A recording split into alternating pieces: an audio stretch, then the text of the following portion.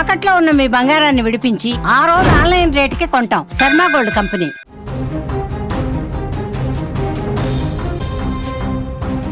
డబ్బు అవసరం వారిని ఊబిలోకి లాగింది. అమాయకత్వం వారి ప్రాణాన్ని బలి తీసుకుంది. కేవలం 8 లక్షల రూపాయల కోసం ఓ నిండు ప్రాణం గాల్లో కలిసిపోయింది. ఇది అన్నమయ్య జిల్లా మదనపల్లెలో వెలుగు చూసిన కిడ్నీ రాకెట్ చీకటి కోణం. పేదరికమే పెట్టుబడిగా ఆసుపత్రులే అడ్డాలుగా సాగుతున్న ఈ దందా ఇప్పుడు పెను కలకలం రేపుతోంది. అన్నమయ్య జిల్లా మదనపల్లెలో కిడ్నీ రాకెట్ బయటపడింది. విశాఖపట్నానికి చెందిన సూరిబాబు భార్య యమున కిడ్నీని గోవాకు చెందిన రంజన్ నాయక్ ఇచ్చేలా ఒప్పందం చేసుకున్నారు. ఇందులో విశాఖపట్నం వాసులు పద్మ, సత్య మధ్యవర్తులుగా వ్యవహరించారు. ఇందుకు యమునకు 8 లక్షలు ఇచ్చేలా ఒప్పందం కుదిర్చారు. ఈ క్రమంలోనే మదనపల్లెలోని గ్లోబల్ ఆసుపత్రిలో కిడ్నీ సేకరించి గోవాలో ఉన్న వ్యక్తికి పంపించేలా ఏర్పాట్లు చేసుకున్నారు.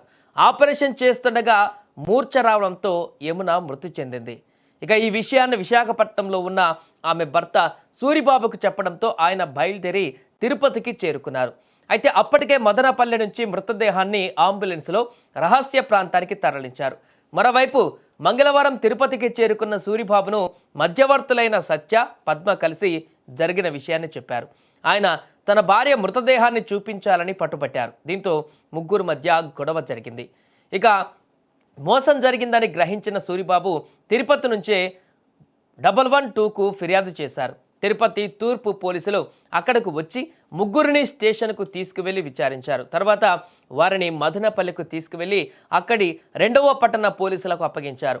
విచారించినటువంటి స్థానిక పోలీసులు మదనపల్లెలోని గ్లోబల్ ఆసుపత్రిలో ఘటన జరిగినట్లుగా తేల్చారు.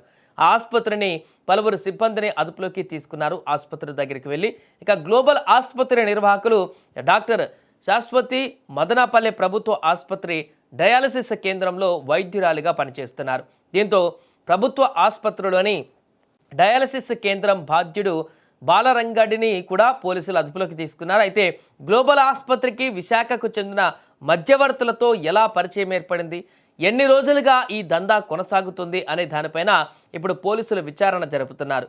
ఇలా కిడ్నీలు అమ్ముతూ చాలామంది బలైపోతున్నటువంటి ఘటనలు మనం చూస్తూనే ఉన్నాం. వారి యొక్క ఆర్థిక అవసరాలకు ఆసరగా చేసుకొని వాళ్ళ ఆర్థిక పరిస్థితిని ఎరగా వేసి చాలామంది ఇలాంటి మధ్యవర్తులు ఈ దందాకు పాల్పడుతున్నారు.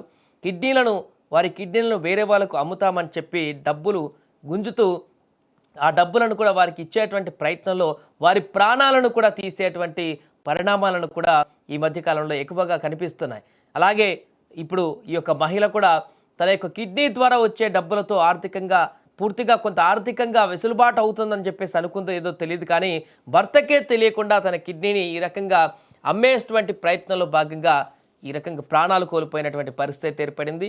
ఇదంతా కూడా పోలీసులు కేసు నమోదు చేసి దర్యాప్తు చేస్తున్నారు.